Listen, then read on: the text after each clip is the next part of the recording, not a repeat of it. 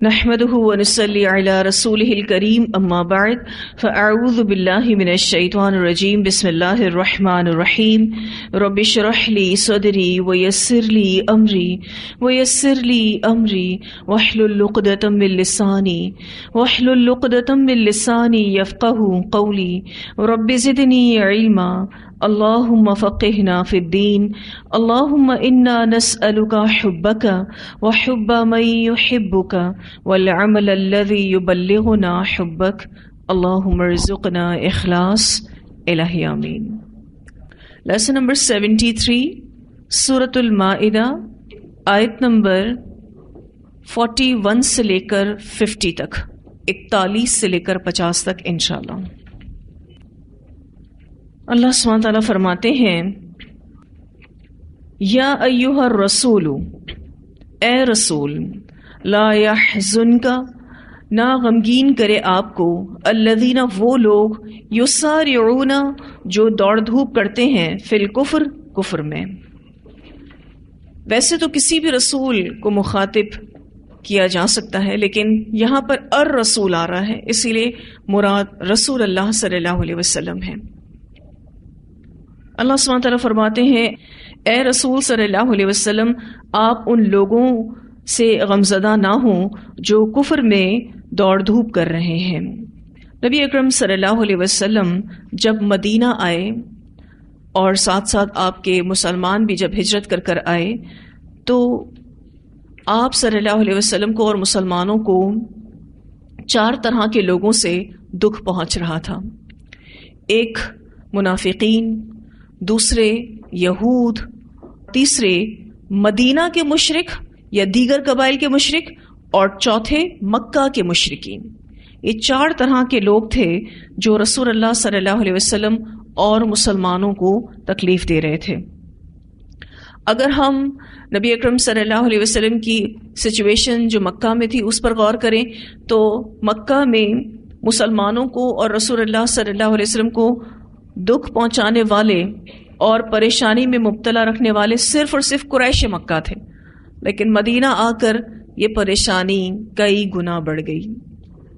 اب رسول اللہ صلی اللہ علیہ وسلم اور دیگر مسلمانوں کو 4 طرح کے لوگوں کی طرف سے تکلیف پہنچ رہی تھی۔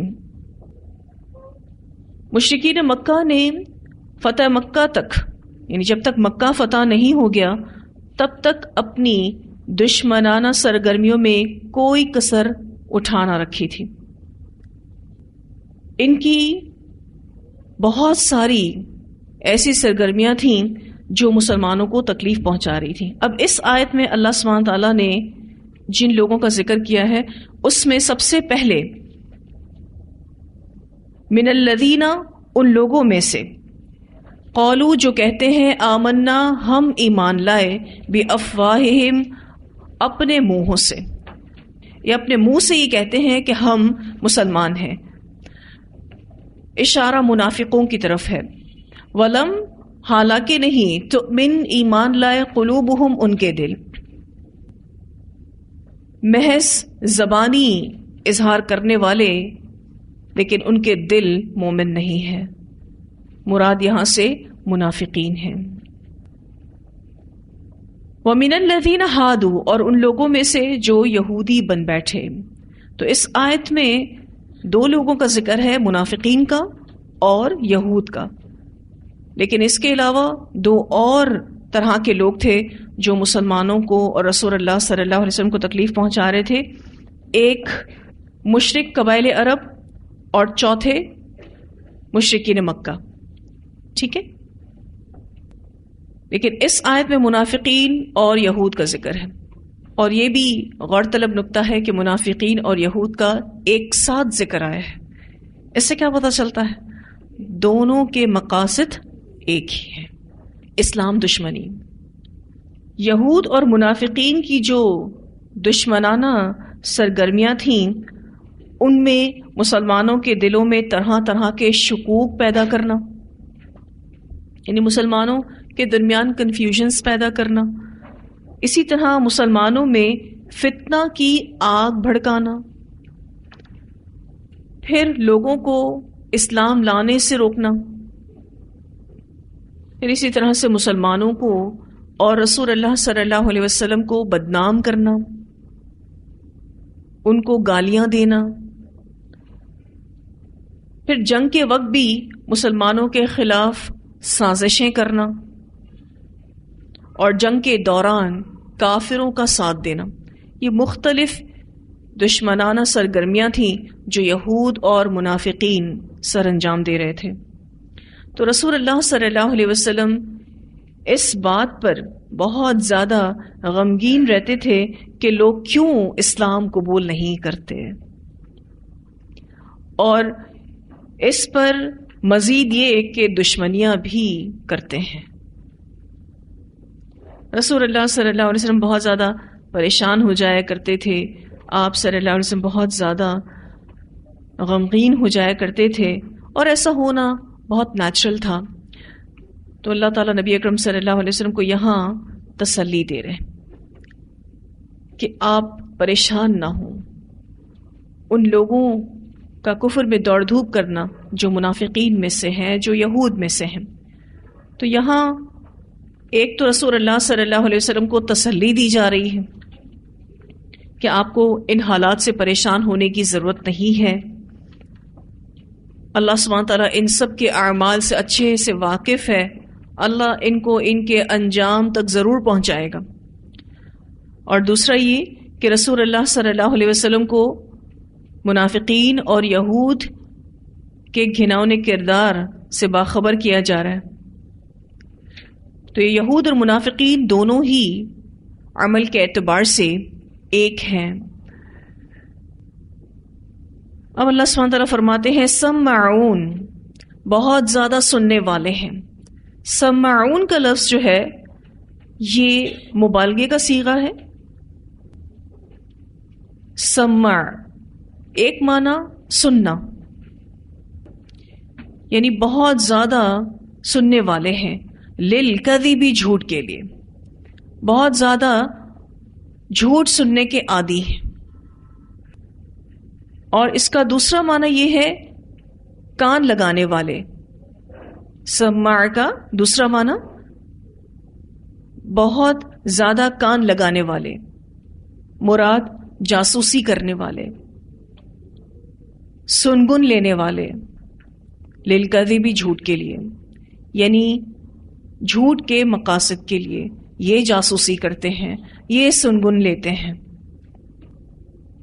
سمعون للکذب کے پھر دو معنی ہو گئے. ایک معنی یہ جھوٹ سننے کے عادی ہیں، اور دوسرا یہ جاسوس ہیں، سنگن لینے والے ہیں جھوٹ کے مقاصد کے لیے. سمعون بہت زیادہ سننے والے ہیں، لقوم آخرین دوسری قوم کے لیے. اب یہ بہت زیادہ سننے والے ہیں یعنی آپ صلی اللہ علیہ وسلم کی باتوں کو دوسری قوم کے لیے مراد علماء یہود ہیں، یعنی علماء یہود کے لیے یہ جاسوسی کرتے ہیں. رسول اللہ صلی اللہ علیہ وسلم کی باتیں سن کر علماء یہود کو پہنچایا کرتے تھے. علماء یہود اپنی بڑائی کی وجہ سے آپ صلی اللہ علیہ وسلم کی مجلس میں خود حاضر نہیں ہوتے تھے، کیونکہ وہ کہتے تھے ہم تو علم والے ہیں. لیکن انہیں اس بات کی بھی فکر ہوتی تھی کہ رسول اللہ صلی اللہ علیہ وسلم کی مجلس میں باتیں کیا ہوتی ہیں، تو وہ اپنے جاسوس بھیجا کرتے تھے. اور منافقین اور دیگر یہود ان کے لیے جاسوسی کرتے تھے. رسول اللہ صلی اللہ علیہ وسلم کی مجلس میں ہونے والی باتیں ان تک پہنچایا کرتے تھے. اب یہ نہیں آتے تھے، اس کا ذکر آگے ہی آ رہا ہے. اللہ سبحانہ تعالیٰ فرماتے ہیں لم یأتوک، نہیں وہ آتے تھے آپ کے پاس. کون نہیں آتے تھے؟ علماء یہود، جو آپ صلی اللہ علیہ وسلم کی محفل میں نہیں آتے تھے، یہ ان کے لیے جاسوسی کرتے تھے. اب یہاں اس آیت میں اور آگے کچھ آیتوں تک، یعنی کہا جاتا ہے کہ آیت نمبر 41 سے لے کر آیت نمبر 45 تک میں دو واقعات بیان ہوئے ہیں، یا آپ کہہ سکتے ہیں کہ دو واقعات ان آیات کے پس منظر میں بیان کیے جاتے ہیں. ایک واقعہ تو وہی ہے جو یہودی جوڑے نے زنا کیا تھا، اور یہودیوں نے چونکہ وہ اشرفاء میں سے تھے تو ان کی زنا کی سزا یعنی رجم کو ختم کر دیا، اور ان کے منہ کو کالا کر کے اور ان کو بازار میں گدھے پر گھما کر کہا کہ یہ ان کی سزا ہو گئی۔ اس بارے میں پوری ایک روایت آتی ہے، سیدنا عبداللہ بن عمر رضی اللہ تعالیٰ عنہما بیان کرتے ہیں کہ یہودی رسول اللہ صلی اللہ علیہ وسلم کے پاس آئے اور انہوں نے ذکر کیا کہ ان میں سے ایک مرد اور عورت نے زنا کیا ہے، تو رسول اللہ صلی اللہ علیہ وسلم نے ان سے فرمایا رجم کے بارے میں تم تورات میں کیا حکم پاتے ہو؟ انہوں نے کہا یہ کہ ہم انہیں ذلیل و رسوا کریں اور کوڑے ماریں۔ یہ سن کر عبداللہ بن سلام رضی اللہ تعالیٰ عنہ کہنے لگے کہ تم جھوٹ بولتے ہو، تورات میں حکم رجم موجود ہے، تورات لاؤ۔ چنانچہ وہ تورات لائے تو انہوں نے اسے کھولا تو ان میں سے ایک شخص نے آیت رجم پر اپنا ہاتھ رکھ دیا اور آگے پیچھے سے پڑھنا شروع کیا۔ عبداللہ بن سلام رضی اللہ تعالیٰ عنہ نے فرمایا کہ ہاتھ اٹھاؤ۔ اس نے ہاتھ اٹھایا تو اس کے نیچے آیت رجم تھی۔ یہودی کہنے لگے ہاں اے محمد صلی اللہ علیہ وسلم، یہ صحیح کہہ رہے ہیں، تورات میں آیت رجم موجود ہے۔ اس پر رسول اللہ صلی اللہ علیہ وسلم نے حکم دیا اور ان دونوں بدکاری کرنے والوں کو رجم کر دیا گیا۔ میں نے دیکھا کہ رجم کے وقت مرد عورت کی طرف جھک رہا تھا اور اسے پتھروں سے بچانے کی کوشش کر رہا تھا۔ اسے بخاری نے روایت کیا ہے۔ یہ وہ واقعہ ہے کہ جو ان کے درمیان پیش آیا تھا، اور اکارڈنگ ٹو تورات بھی ان دونوں کی سزا رجم بنتی تھی، لیکن انہوں نے اس سزا کو چینج کر دیا۔ ویسے بھی آپ دیکھیے کہ ان کے ہاں ایک بات عام تھی کہ یہ حق کو چھپایا کرتے تھے، اسی میں سے ایک یہ چیز بھی تھی۔ ایک اور روایت آتی ہے، سیدنا برا بن عازب رضی اللہ تعالیٰ عنہ بیان کرتے ہیں کہ رسول اللہ صلی اللہ علیہ وسلم کے سامنے سے ایک یہودی کو لے جایا گیا جس کا منہ کالا کر دیا گیا تھا اور اسے کوڑے مارے گئے تھے۔ رسول اللہ صلی اللہ علیہ وسلم نے اسے بلایا اور ان سے دریافت فرمایا کیا تم اپنی کتاب میں زانی کی یہی سزا پاتے ہو؟ انہوں نے کہا کہ ہاں۔ پھر آپ صلی اللہ علیہ وسلم نے ان کے علماء میں سے ایک آدمی کو بلایا اور اس سے دریافت فرمایا میں تمہیں اس اللہ کی قسم دیتا ہوں جس نے موسیٰ پر تورات نازل فرمائی، بتاؤ کیا تم اپنی کتاب میں زانی کی یہی سزا پاتے ہو؟ اس نے کہا نہیں، اگر آپ مجھے قسم نہ دیتے تو میں آپ کو نہیں بتاتا۔ بہرحال ہم تورات میں رجم کی سزا ہی پاتے ہیں، لیکن ہوا یہ کہ ہمارے شریف یعنی امیر لوگوں میں زنا کی کثرت ہو گئی، تو ہم نے یہ کیا کہ جب کسی شریف کو پکڑتے تو اسے چھوڑ دیتے اور جب کسی کمزور کو پکڑتے تو اس پر حد جاری کر دیتے۔ پھر ہم نے سوچا کہ کیوں نہ ہم کسی ایسی سزا پر جمع ہو جائیں کہ جس کو شریف اور کمزور سب پر نافذ کر سکیں۔ چنانچہ ہم نے رجم کے بجائے منہ کالا کرنا اور کوڑے مارنا نافذ کر دیا۔ یہ سن کر رسول اللہ صلی اللہ علیہ وسلم نے فرمایا اے اللہ، میں سب سے پہلے تیرے اس حکم کو زندہ کرتا ہوں جبکہ انہوں نے اس کو مردہ کر دیا، جبکہ انہوں نے یعنی یہود نے اس رجم کی سزا کو مردہ کر دیا۔ چنانچہ آپ نے اس کو رجم کرنے کا حکم دیا اور وہ شخص رجم کر دیا گیا۔ اسی موقع پر اللہ تعالیٰ نے یہ آیات نازل فرمائی، یا ایھا الرسول لا يحزنک الذین یسارعون فی الکفر من الذین قالوا آمنا بافواہہم ولم تؤمن قلوبهم ومن الذین ہادوا سماعون للکذب سماعون لقوم آخرین لم یأتوک یحرفون الکلم من بعد مواضعہ یقولون ان اوتیتم ھذا فخذوہ۔ اور اسی طرح سے آگے بھی انشاءاللہ جو آیتیں آپ پڑھیں گے وہ بھی اسی حدیث میں آتی ہیں، وَمَن لَّمْ يَحْكُم بِمَا أَنزَلَ اللَّهُ فَأُولَٰئِكَ هُمُ الْكَافِرُونَ۔ اور اسی طرح سے وَمَن لَّمْ يَحْكُم بِمَا أَنزَلَ اللَّهُ فَأُولَٰئِكَ هُمُ الظَّالِمُونَ۔ پھر اسی طرح سے وَمَن لَّمْ يَحْكُم بِمَا أَنزَلَ اللَّهُ فَأُولَٰئِكَ هُمُ الْفَاسِقُونَ۔ یہ سب آیتیں کفار کے متعلق نازل ہوئیں، اسے مسلم نے روایت کیا ہے۔ آیت نمبر 41 سے لے کر 45 تک جو ابھی کنٹینیو آیات چلیں گی، اس کے پس منظر میں ایک واقعہ یہ ہے۔ ایک اور واقعہ ملتا ہے اور وہ یہود کے دو قبائل سے ریلیٹڈ ہے، ایک بنو نذیر اور دوسرا بنو قریظہ۔ آپ سب جانتے ہیں کہ مدینہ میں 3 یہود قبائل آباد تھے، ایک بنو قینقاع، دوسرے بنو نذیر اور تیسرے بنو قریظہ۔ ان میں جو بنو نذیر اور بنو قریظہ تھے نا، ان کی آپس میں نہیں بنتی تھی، اور بنو نذیر طاقتور تھے، مالدار تھے، بنو قریظہ ان کی نسبت کمزور تھے۔ اسی وجہ سے ان کے درمیان ایک رسم چل پڑی تھی، وہ یہ کہ اگر بنو قریظہ کے ہاتھوں بنو نذیر کا کوئی آدمی قتل ہو جاتا تو اس کے بدلے بنو نذیر بنو قریظہ سے دگنی دیت وصول کرتے، جبکہ خود اس سے نصف دیتے تھے۔ اس طرح وہ تورات کے 2 حکموں کی خلاف ورزی کرتے، ایک تو یہ کہ تورات میں قصاص کا قانون تھا، دیت کا قانون تھا ہی نہیں، اور دوسرے بنو نذیر کے خون کی دیت بنو قریظہ کے خون کی دیت سے 2 گنا تھی۔ یعنی ان دونوں فیملیز میں آپس میں نہیں بنتی تھی۔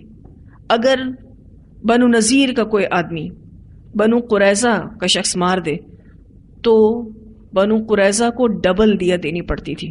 کن کو؟ بنو نذیر کو۔ اور اگر بنو نذیر بنو قریظہ کے کسی بندے کو مار دے تو وہ نصف دیت دیتے تھے۔ ویسے بھی آپ دیکھیں معاشرے میں ایسا ہوتا ہے کہ جو طاقتور طبقہ ہوتا ہے وہ کمزور طبقے پر ظلم کرتا ہے، تو ایک ظالمانہ سچویشن ان کے درمیان تھی۔ ایک دفعہ بنو نذیر کا ایک آدمی بنو قریظہ کے کسی آدمی کے ہاتھوں قتل ہو گیا تو انہوں نے دگنی دیت کا مطالبہ کیا۔ بنو نذیر نے جواب دیا، اب وہ وقت گئے جب تم ہم سے دگنی دیت وصول کیا کرتے تھے، اب ہم یہ مقدمہ رسول اللہ صلی اللہ علیہ وسلم کی عدالت میں پیش کریں گے، کیونکہ یہود آپ صلی اللہ علیہ وسلم کو جھوٹا نبی کہنے کے باوجود بھی یہ یقین رکھتے تھے کہ آپ صلی اللہ علیہ وسلم جو بھی فیصلہ کریں گے وہ انصاف کے ساتھ کریں گے۔ پھر آپ صلی اللہ علیہ وسلم نے اللہ تعالیٰ کے حکم کے مطابق برابر دیت کا فیصلہ کیا تھا، جو کہ انشاءاللہ تعالیٰ آیتوں میں آپ کو واضح کیا جائے گا۔ تو یہ 2 واقعات جو تھے ان آیات کے پس منظر میں موجود ہیں۔ آگے اللہ سبحانہ تعالیٰ فرماتے ہیں یحرفون الکلمہ، وہ پھیر دیتے ہیں باتوں کو، من بعد مواضعہ، بعد ان کی جگہیں مقرر ہونے کے۔ اب آپ دیکھیں تو ان کا تحریف کرنا ہم پہلے بھی پڑھ چکے ہیں، لیکن قرآن پاک میں 2 انداز میں یہ بات ہوئی ہے۔ کہیں آتا ہے عن مواضعہ اور کہیں آتا ہے من بعد مواضعہ۔ اگر عن مواضعہ کے الفاظ آئیں تو اس کا معنی ہوتا ہے لفظی تحریف کرنا، اور اگر الفاظ یوں آئیں من بعد مواضعہ تو اس کا معنی ہوتا ہے معنوی تحریف کرنا۔ ٹرانسلیشن پر تھوڑا سا فوکس کیجئے، من بعد مواضعہ، بعد ان کی جگہیں مقرر ہونے کے، یعنی جبکہ ان کا معنی واضح ہو چکا ہے اب یہ اس کو چینج کرتے ہیں۔ یعنی یہ لفظی تحریف نہیں کر رہے، یہاں پر یہ معنوی تحریف کر رہے ہیں۔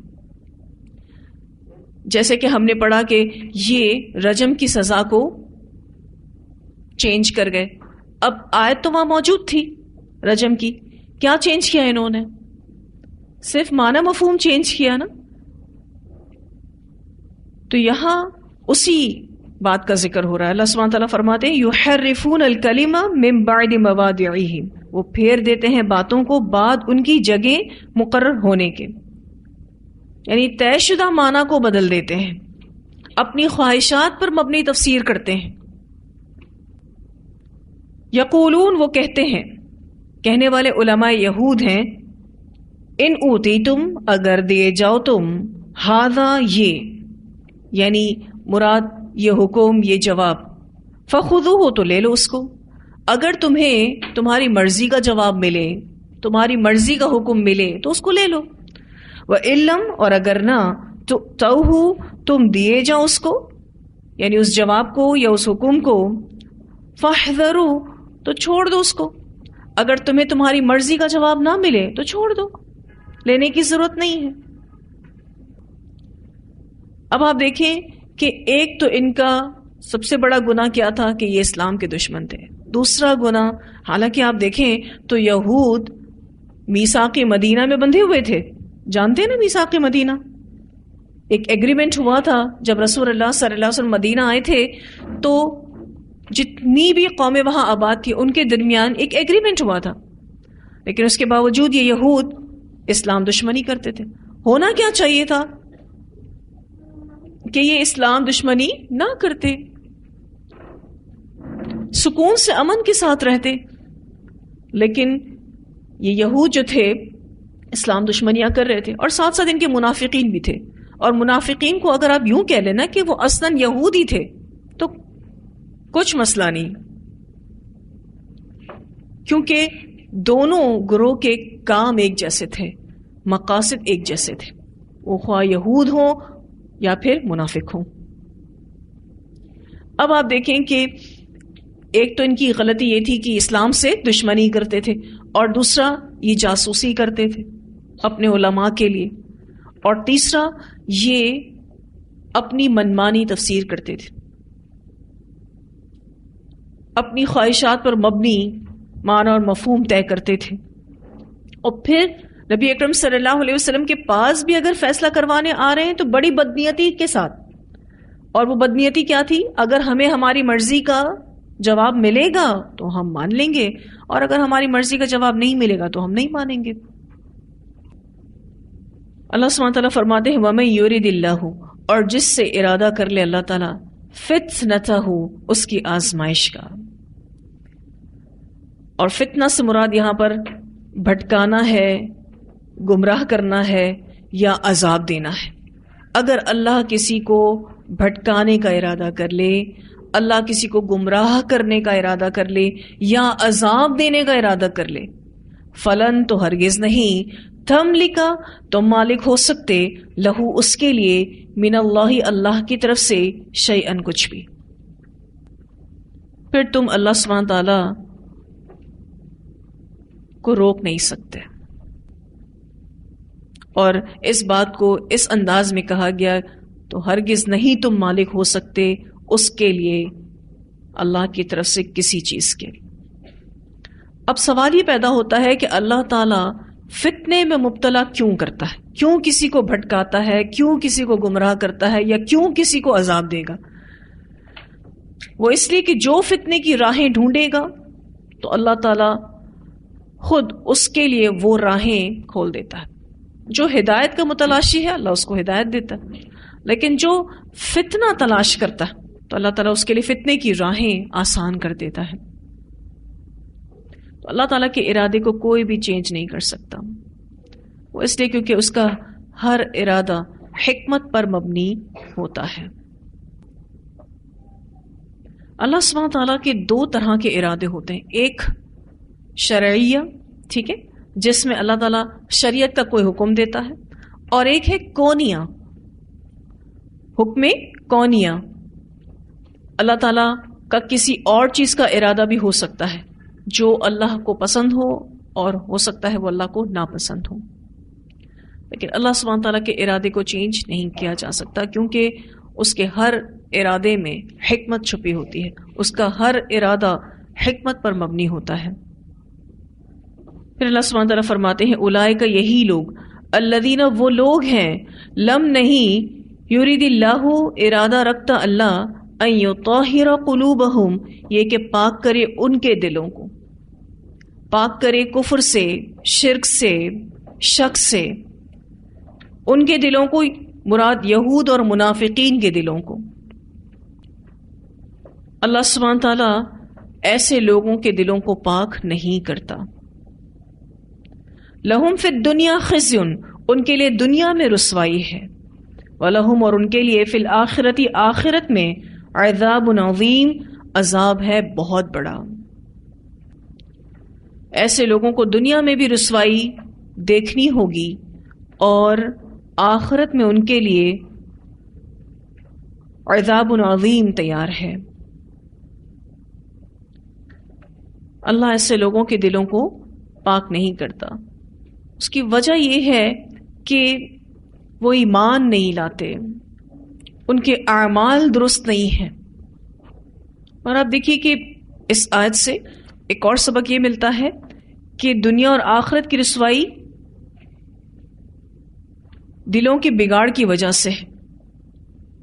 تو کس چیز پر فوکس کرنے کی ضرورت ہے؟ دلوں کی اصلاح پر فوکس کرنے کی ضرورت ہے۔ ہم جتنا بھی اچھا ترجمہ یاد کر لیں، جتنی بھی اچھی تفسیریں پڑھ لیں، لیکن اگر ہمارے دل نہ بدلے تو سمجھ لیجئے کچھ نہیں سیکھا، کچھ نہیں بدلا۔ اگر دل نہیں بدلا تو کچھ نہیں بدلا۔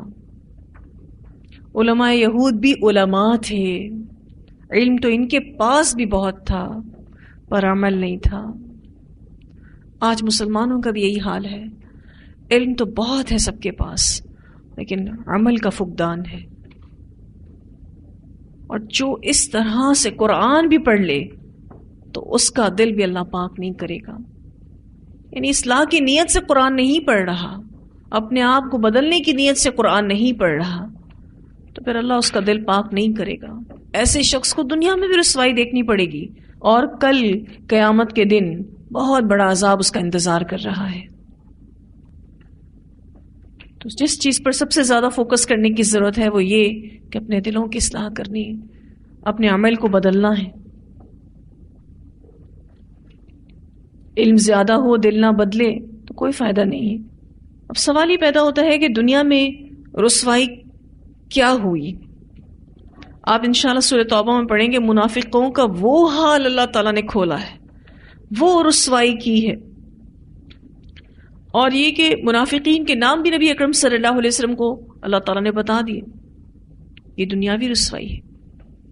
اب تو کوئی وحی نہیں اترتی، لیکن پھر بھی آپ دیکھیں جو شخص بھی منافقت کرتا ہے دوسرے لوگوں پر، یہ بات اللہ تعالیٰ واضح کرتا ہے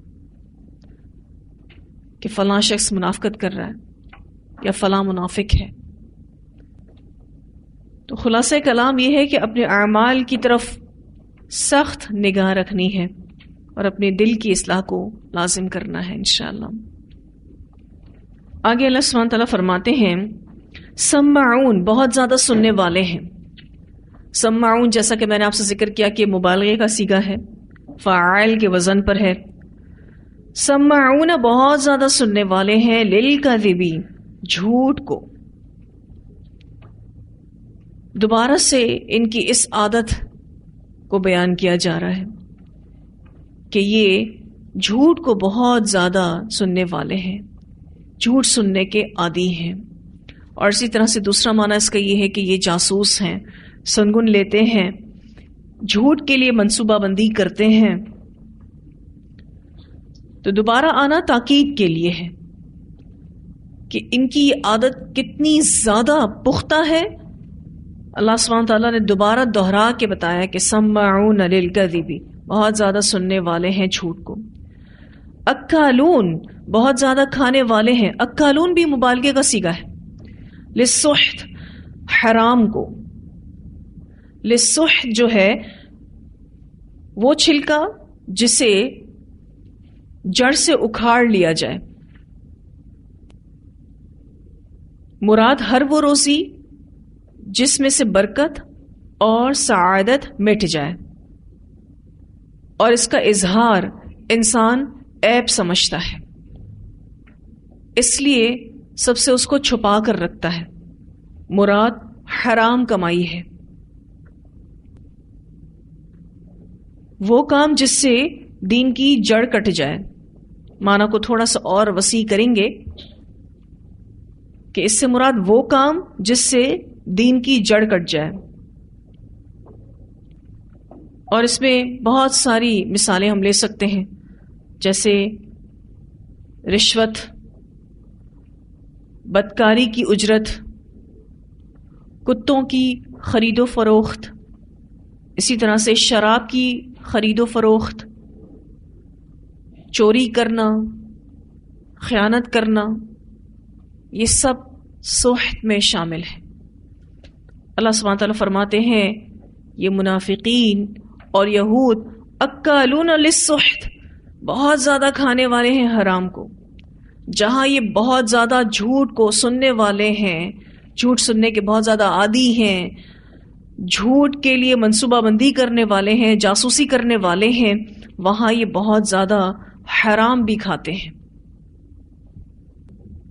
یہاں جو ہم نے للسحت کے معنی پر فوکس کیا، جس میں نے آپ کو بتایا کہ وہ کام جس سے دین کی جڑ کٹ جائے، اور مراد حرام مال ہے. جو بھی جڑ کٹا مال ہوتا ہے، یعنی حرام مال ہوتا ہے، اس میں سے برکت ختم ہو جاتی ہے. اگر اس مال کو خود پر خرچ کیا جائے تو اس میں برکت نہیں رہتی. اگر اس سے صدقہ کیا جائے تو وہ قبول نہیں ہوتا. اور اگر پیچھے چھوڑا جائے، یعنی وہ شخص خود مر گیا اور اب پیچھے چھوڑا ہے اس نے وارثوں کے لیے، تو وہ اس کے لیے جہنم کا توشہ ہے. یعنی اب وارث اس کو استعمال کریں گے، لیکن جہاں جہاں اس پیسے کو لگائیں گے گناہ کس کو ملے گا؟ وہ جو مر گیا. یعنی وہ اپنے وارثوں کو کیا دے کر گیا؟ حرام مال دے کر گیا، اور اپنا جہنم کا توشہ بنا کر گیا. تو حرام مال، اس میں برکت نہیں ہوتی، اسی لیے اس کو جڑ کٹا مال کہا گیا ہے. تو اس مال سحت میں برکت نہیں ہوتی. فَإِن پھر اگر جاؤک وہ آئیں آپ کے پاس، فَحْكُم تو فیصلہ کریں، بینہم ان کے درمیان، او اعرض عنہم یا اعراض کریں ان سے. نبی اکرم صلی اللہ علیہ وسلم کو اختیار دیا گیا تھا کہ اگر یہ لوگ آپ کے پاس فیصلہ کروانے آتے ہیں تو آپ چاہیں تو فیصلہ کریں، چاہیں تو نہ کریں. لیکن یہاں پر فَحْكُم کے لفظ آئے ہیں، یعنی آپ صلی اللہ علیہ وسلم اگر حکم دیں گے تو پھر وہ نافذ بھی ہوگا. دیکھیں، حکم اور فتویٰ میں فرق ہے. حاکم فیصلہ کرتا ہے اور اس کو نافذ بھی کرتا ہے، یعنی اس کے پاس قوت نافذہ ہوتی ہے. لیکن جب کوئی عالم فتویٰ دیتا ہے تو اس کے پاس قوت نافذہ نہیں ہوتی. جس کے لیے بھی وہ فتویٰ دیتا ہے اس کے پاس اختیار ہوتا ہے کہ وہ اس فتوے کو مانے یا نہ مانے. لیکن حاکم جب حکم جاری کر دیتا ہے تو وہ حکم نافذ ہوگا، کیونکہ حاکم کے پاس قوت نافذہ بھی ہوتی ہے، لیکن مفتی کے پاس قوت نافذہ نہیں ہوتی. یہ فرق ہے حکم میں اور فتوے میں. یہاں اللہ سبحانہ تعالیٰ فرماتے فَإِن جَاءُوكَ پھر اگر وہ آئیں آپ کے پاس، فَحْكُم تو فیصلہ کریں، بینہم ان کے درمیان، یعنی پھر آپ جو فیصلہ کریں گے وہ نافذ ہوگا. او اعرض عنہم یا اعراض کریں ان سے، اگر آپ نہیں چاہتے ان کا فیصلہ کرنا تو نہ کریں، اللہ تعالیٰ نے آپ کو اختیار دیا ہے. وَإِن تُعْرِضْ عَنْهُمْ اور اگر آپ اعراض برتیں گے ان سے، فَلَن يَضُرُّوكَ شَيْئًا تو ہرگز نہیں وہ نقصان پہنچا سکتے آپ کو کچھ بھی. اگر آپ ان کا فیصلہ نہیں کرتے تو کوئی بات نہیں، یہ آپ کا کچھ بھی نہیں بگاڑ سکتے. وَإِن اور اگر حکمتا آپ فیصلہ کریں، فَحْكُم تو فیصلہ کریں، بینہم ان کے درمیان، بالقسط انصاف کے ساتھ. یعنی اگر آپ اپنے اس اختیار کو استعمال کرتے ہیں کہ آپ فیصلہ کریں گے تو پھر فیصلہ آپ انصاف کے ساتھ کریں گے. ان اللہ بے شک اللہ تعالیٰ یحب المقسطین محبت رکھتا ہے انصاف کرنے والوں سے. اب سوال یہ پیدا ہوتا ہے کہ یہ نبی اکرم صلی اللہ علیہ وسلم کے پاس فیصلہ کروانے کیوں آتے تھے؟ آگے اسی کا ہی جواب آ رہا ہے. اللہ سبحانہ تعالیٰ فرماتے ہیں وَكَيْفَ اور کس طرح يُحَكِّمُونَكَ وہ منصف بنائیں گے آپ کو. کیسے یہ لوگ آپ صلی اللہ علیہ وسلم کے پاس فیصلے لے کر آتے ہیں، حیران کن ہے.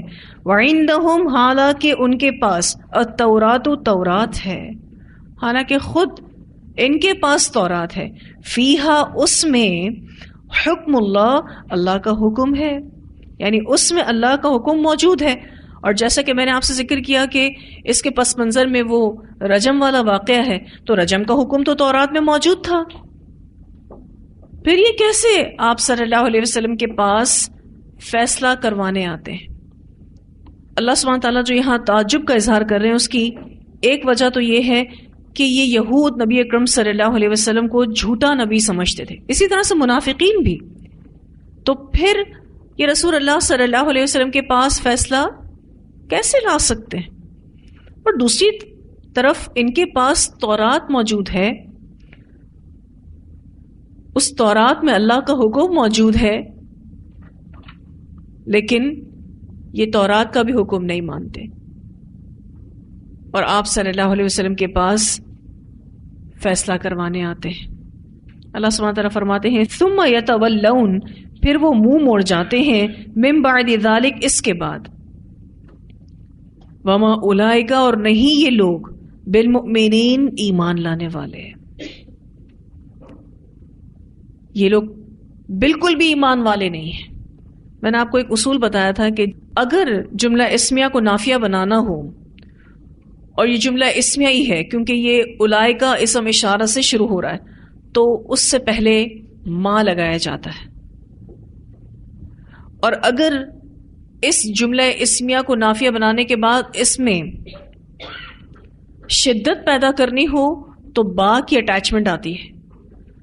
جیسے کہ بالمؤمنین کا لفظ آپ دیکھیے، اس کے ساتھ با کا صلہ جڑا ہوا ہے، لیکن معنی اس کا نہیں ہے. با کا دیکھیے معنی ہے یہاں پر نہیں ہے، تو پھر اس کلام میں شدت پیدا ہو جاتی ہے. ٹھیک ہے، میں دوبارہ سے ریپیٹ کرتی ہوں. اگر جملہ اسمیہ کو نافیہ بنانا ہو، اور یہ جملہ اسمیہ ہے کیونکہ اولائکا اسم اشارہ ہے. جملہ اسمیہ اس جملے کو کہتے ہیں کہ جس کی ابتدا اسم سے ہو. ٹھیک ہے، اب یہ جملہ اسمیہ ہے، اس کو نافیہ بنانا ہے تو اس سے پہلے ما لگایا جاتا ہے، اور کلام میں شدت پیدا کرنے کے لیے با کی اٹیچمنٹ دی جاتی ہے، با کا صلہ لگایا جاتا ہے.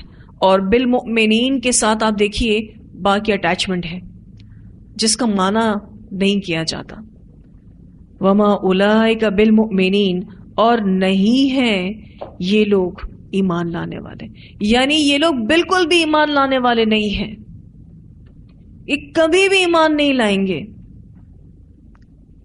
ان کا ایمان نہ لانا اس بات سے واضح ہے کہ ان کے پاس تورات موجود ہے، اس میں اللہ کا حکم موجود ہے، لیکن یہ اس حکم کو نہیں مانتے اور نبی اکرم صلی اللہ علیہ وسلم کے پاس آ کر فیصلہ کروانا چاہتے ہیں.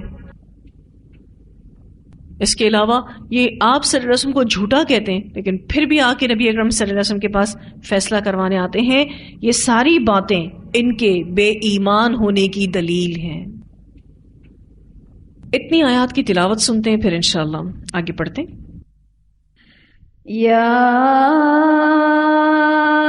ایھا الرسول لا يحزنك الذين يسارعون في الكفر من الذين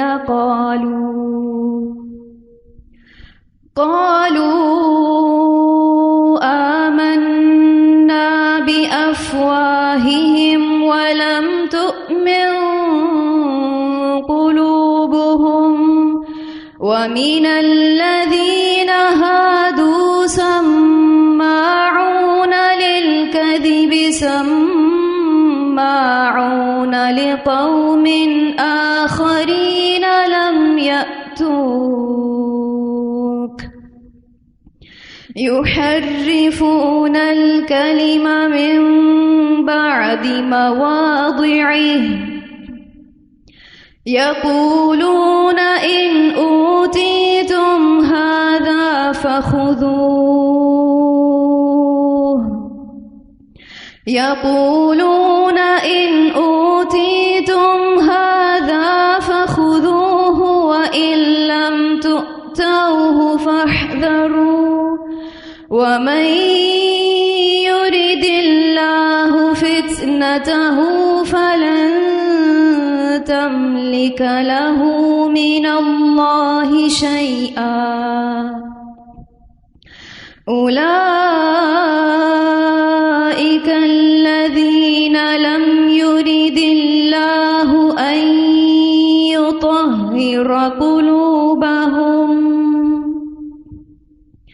لهم في الدنيا خزي ولهم في الآخرة عذاب عظيم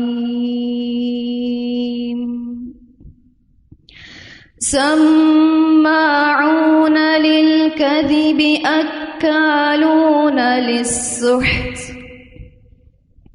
فإن جاءوك فاحكم بينهم أو أعرض عنهم وَإِن تُعْرِضْ عَنْهُمْ فَلَن يَضُرُّوكَ شَيْئًا وَإِنْ حَكَمْتَ فَاحْكُم بَيْنَهُم بِالْقِسْطِ إِنَّ اللہ يحب المقسطین. وكيف يحكمونك وعندهم التوراة فيها حكم الله